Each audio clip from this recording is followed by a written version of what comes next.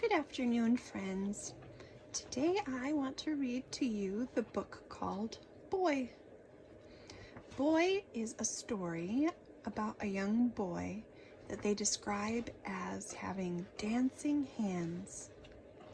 As you listen to the book, I want you to think about what they mean when they say he has dancing hands, and we'll talk about it when we're done reading the story.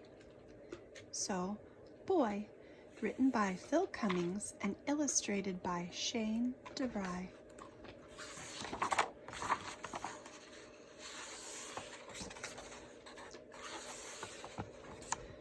Once there was a king who lived high on a hill. His castle looked over the valley to the mountains beyond. He was a powerful man with many brave knights. Cling, clong, cling, clong. The mountains were once rich with trees, but a powerful dragon had destroyed much of the forest with his fiery breath.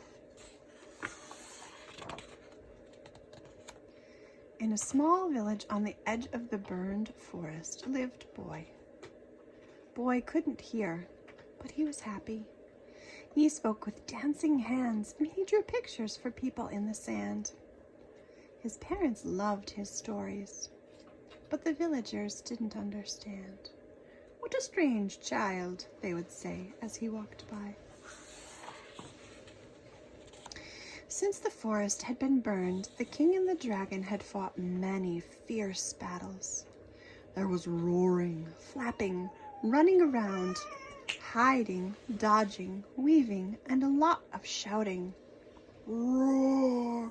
Charge! Cling, clang, clang. Boy couldn't hear the battle cries, but he had seen the fear in his mother's eyes and felt it in his father's hands when he held him close. The battles were long and loud, but no one ever won. One day, when the king and the dragon were battling once more, Boy ran right into the middle of it.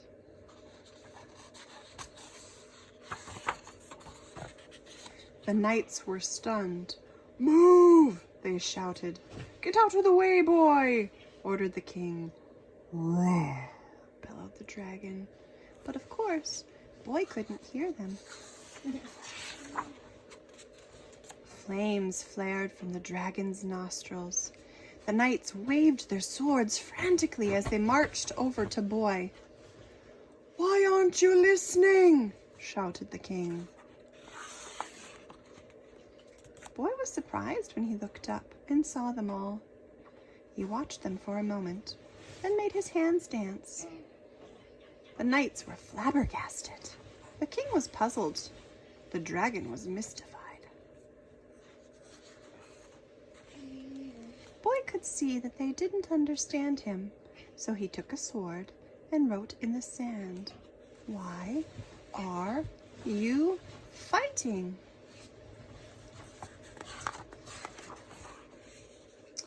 There was a silence until suddenly the king pointed to the dragon.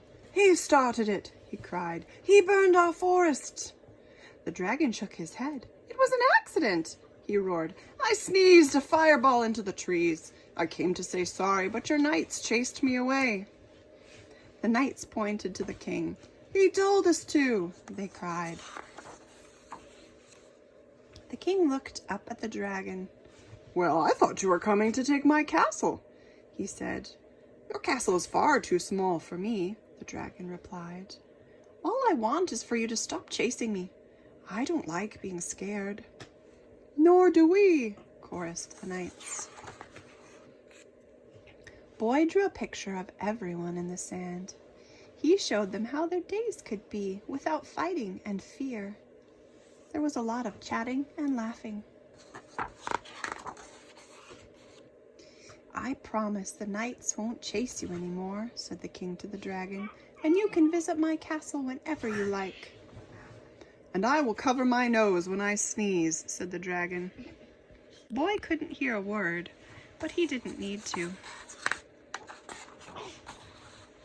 Back in the village, everyone was waiting to see Boy. "Thank you," they said. with dancing hands. The end. So if you guessed that dancing hands meant that Boy spoke in sign language, you were right. Boy was deaf and used his hands to sign and communicate. I hope you enjoyed this cool book today, and we'll see you later.